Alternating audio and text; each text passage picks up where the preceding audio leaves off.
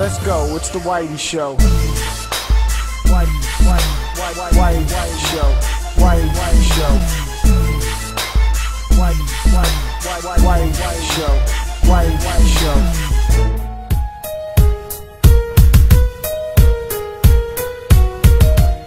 So the first 3 Halos is basically Master Chief kicking ass. Then ODST came along and we don't have any more Spartans.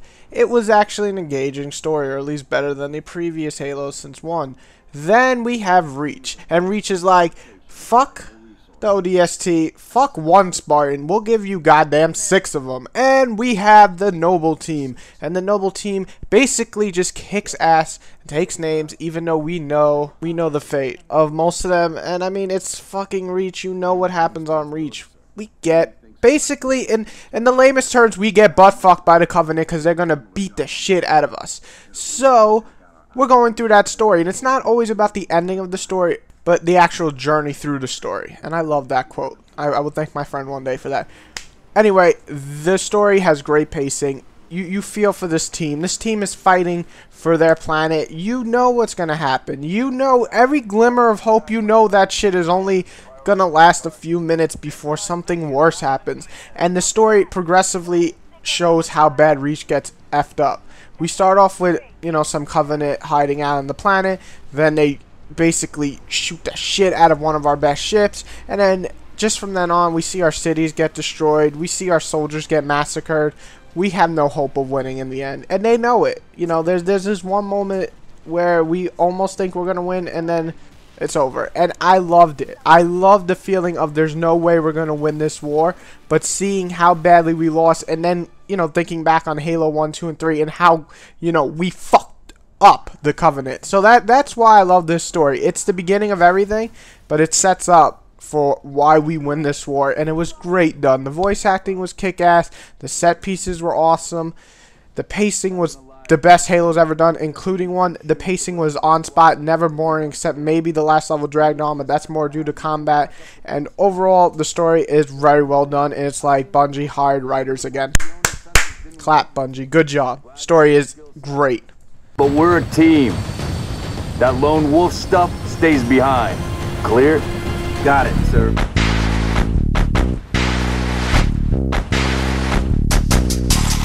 You know, if you look closely enough, there are little slowdowns and little jags on the edge of characters and little things you could complain about. And you know what? By all means, go for it. If it feels like maybe, you know, if the system had more, you know, power, we can see more happening on the screen, stuff like that. You could blame the system for it, or Halo, whatever you want to blame. But when you look at the scenery, when you see the destruction of the city, when you see the design of each of these characters, you can tell a lot of work's put into this game. And the game looks amazing, especially some of the fucking scenes when you're looking at the destruction of the city. You know, people who've played this, you know what I mean. It looks like a painting. It is amazing. So overall, yeah, there's a little air in there that, you know, you can say, I wish the graphics were better, but the effects, you know, the explosions, the vehicles, everything just looks great. The environments all look good. It's just overall very well done. The graphics, little minor complaints here and there, really can't hold back the graphics too much in this game.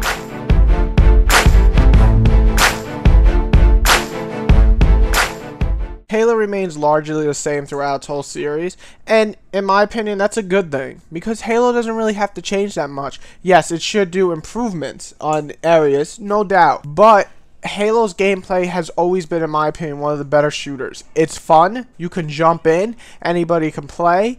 It's just easy to get into, similar to Modern Warfare 2, where you basically, or every Modern Warfare, or any Call of Duty for that matter, where even a casual player, you know, people that don't sit around and play games all day can just jump in and play, and Halo's always been that to me. So the single player, you're basically 4-player co-op again, works really well. It actually scales now, so if you have 4 players, it's 4 times as hard. If you have 2 players, it's 2 times as hard. You get the idea.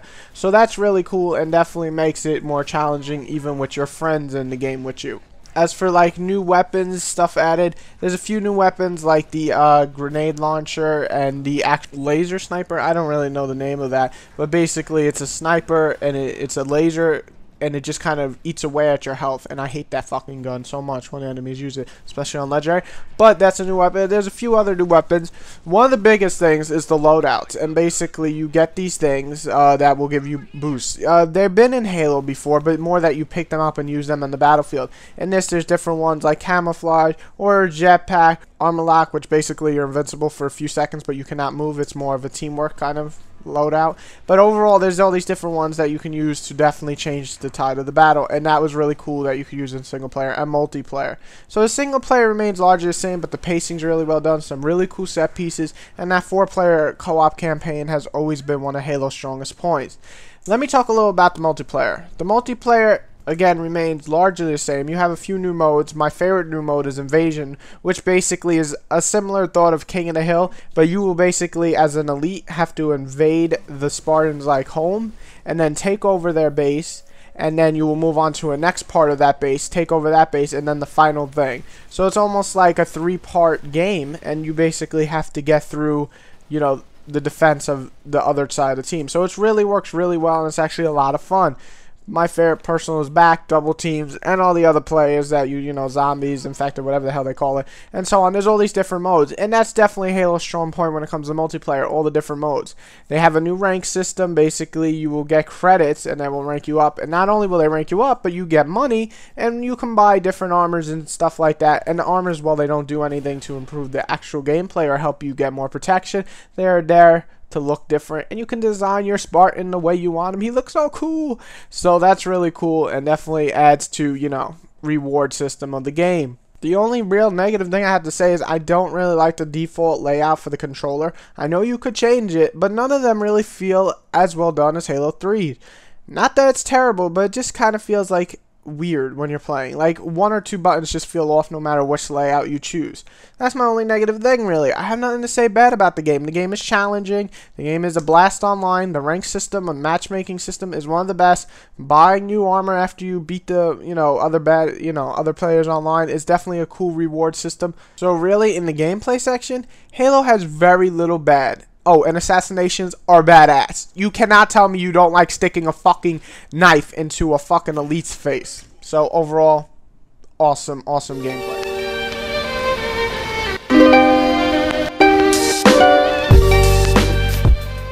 Did I like Halo Reach? Did I like Halo Reach? I think so.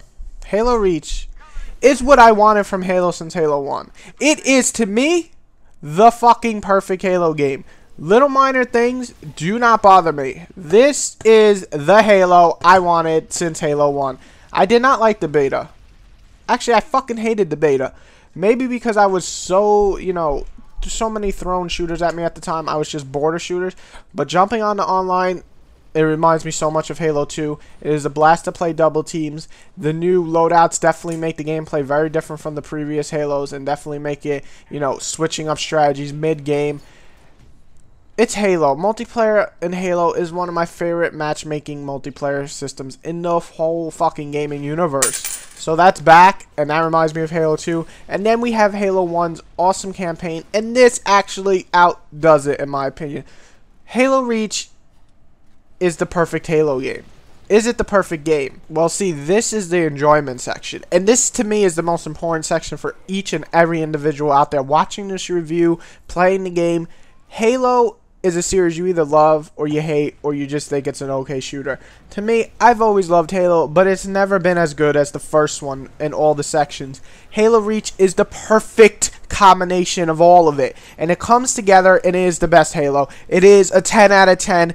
God damn it. I knew there was going to be another 10 out of 10 game this year, and this is that 10 out of 10. And you're thinking to yourself, you're like, what? How could it be? How could it be as simple as that? Fuck your Battlefield. Fuck your Call of Duty. Halo is the best shooter this year. It will probably be the best shooter this generation next to Uncharted. Uncharted and Halo are my two favorite shooters. One is third person, one is first person. The whole fucking rage flame war is about to erupt. Fuck all of you. Halo is the best first person shooter. Suck a dick. Reach gets a 10 out of 10.